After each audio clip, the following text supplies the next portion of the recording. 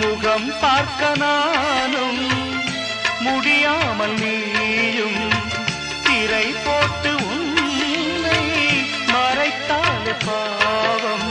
ஒரு முறையேனும் திருமுகம் காணும் வரம் தர வேண்டும். எனக்கு அது போதும் என்னை சேர.